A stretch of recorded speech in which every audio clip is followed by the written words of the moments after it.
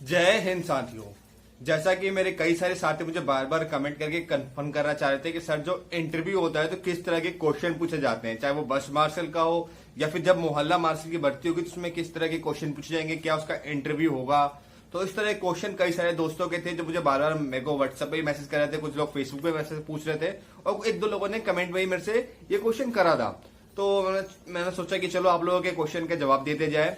तो सबसे पहले आप सभी को बता दूं कि चाहे वो मार्शल की भर्ती हो या फिर मोहल्ला मार्शल की, चाहे किसी तरह की कोई भर्ती हो, अगर सिविल डिफेंस से होती है, अभी पैंडेमिक का समय चल रहा है, इसलिए इस बीच जो डिप्लॉयमेंट यहाँ वहां ड्यूटियां लग रही हैं कोविड काल के लिए, ये पैंडेमिक के बेस पे लग रही है, इसलिए इस बीच इंटरव्यू नहीं होता है। इस बीच सीधा आपकी डिटेल ली जाती है और आपको डिप्लॉय कर दिया जा रहा है। पर इससे पहले या फिर इसके बाद जो भी डिप्लॉयमेंट होती है उसके लिए आपका एक छोटा सा इंटरव्यू कंडक्ट कराया जाता है, जिसके लिए बोर्ड बैठता है और इसमें आपका एक छोटा सा इंटरव्यू होता है। इसमें इंटरव्यू में ज्यादातर आपको सिविल डिफेंस के रिगार्डिंग क्वेश्चन पूछे जाते हैं। मैं या फिर कोई भी आपको यह नहीं बता सकता है कि सिविल डिफेंस के इंटरव्यू में या फिर किसी भी तरह के इंटरव्यू में क्या क्वेश्चन पूछे जाएंगे।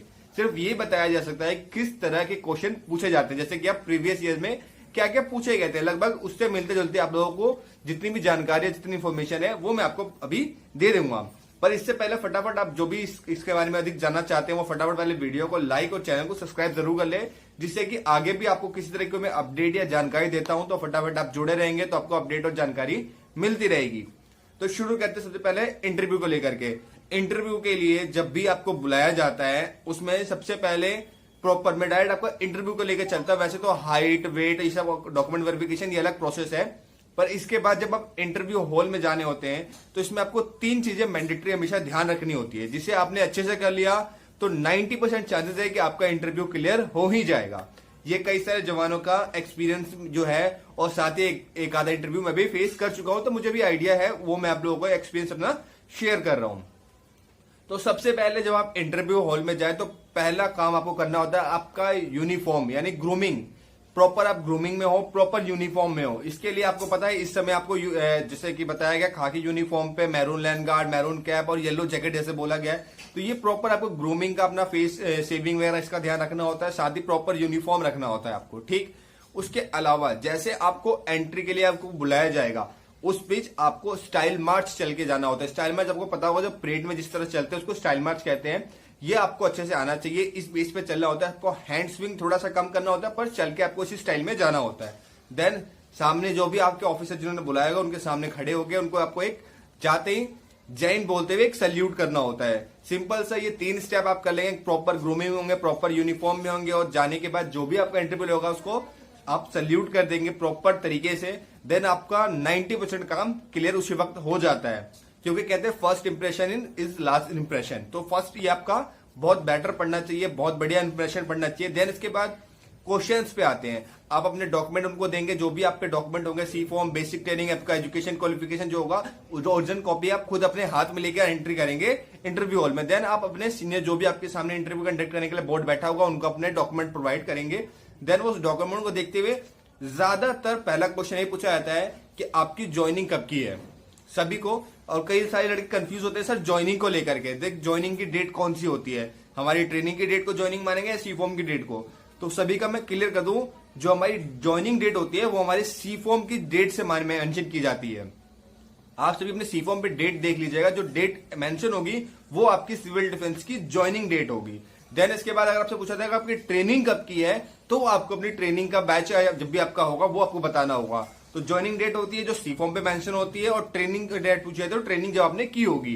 ट्रेनिंग करने के बाद आपको आई कार्ड वगैरह प्रोवाइड किया जाता है। तो आई कार्ड भी आप जब चेक करेंगे तो आई कार्ड पे भी आपका रिन्यूअल का जो डेट होता है वो आपके सी फॉर्म डेट से किया जाता है। तो हमेशा ध्यान रखिएगा जो सी फॉर्म पे डेट मेंशन होगी वही आपका ज्वाइनिंग डेट कहलाएगा, ठीक है। उसके बाद ज्यादातर दूसरा क्वेश्चन जो होता है, कई बार ज्यादातर लोगों से उनका भर्ती नंबर पूछ लिया जाता है। डिप्लॉयमेंट जो को पता होगा हमारा 14-15 डिजिट का एक भर्ती नंबर होता है। पहले जो होता था वो करीब 5-7 डिजिट का होता था ऑब्लिक लगा के।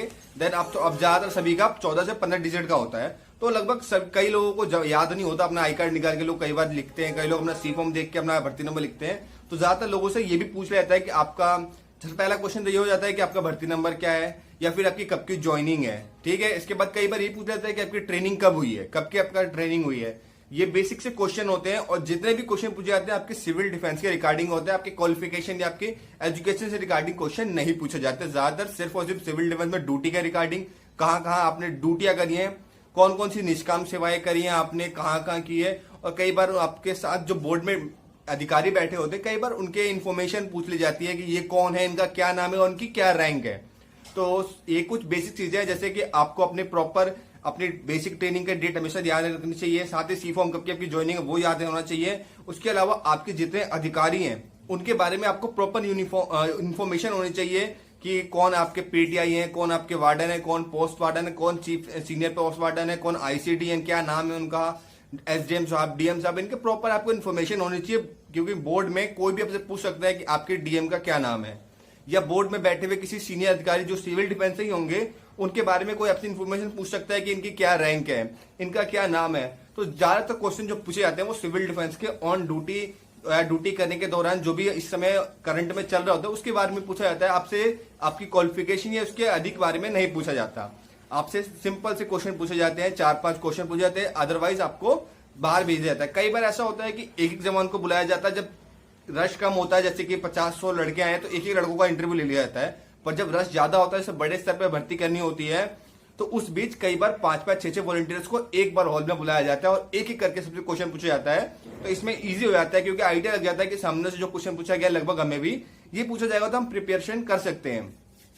पर बेसिकली यही बात है कि आपको अपनी कुछ प्रॉपर ग्रूमिंग पे ध्यान रखना है, प्रॉपर यूनिफॉर्म रखनी है, अपना भर्ती नंबर और उसके अलावा साथ ही बेसिक ट्रेनिंग की डेट, ये सब ध्यान रखना है। अपने सारे अधिकारियों के बारे में आपको सारी इन्फॉर्मेशन होनी चाहिए, किसका क्या नाम है, किसकी क्या रैंक है, ये ध्यान होना चाहिए। अदरवाइज आपने कौन कौन से लेटेस्ट में यानी लास्ट में कौन कौन से अभी फिलहाल में ड्यूटियां करी है, निष्काम या पेड, इसके बारे में भी आपको प्रॉपर इन्फॉर्मेशन होनी चाहिए, जिससे कि आपसे अगर पूछा जाए कि आपने लास्ट टाइम कौन सी ड्यूटी करी थी तो उसके बारे में आप प्रॉपर डिटेल दे सके। बस इतनी से क्वेश्चन पूछे जाते हैं, अदरवाइज बाहर से किसी तरह कोई क्वेश्चन नहीं पूछा जाता। अगर इतना आपको याद है तो इजिली आप इंटरव्यू क्लियर कर लेंगे। देन जो भी जिस भी चीज के लिए आप इंटरव्यू दिया होगा, चाहे मार्शल भर्ती के लिए हो, मोहल्ला मार्शल के लिए हो, किसी और थर्ड पार्टी, किसी और आईटीआई वगैरह या फिर किसी चीज के लिए डिप्लॉयमेंट के लिए आपने इंटरव्यू दिया हो, आप इजिली क्लियर हो जाएंगे।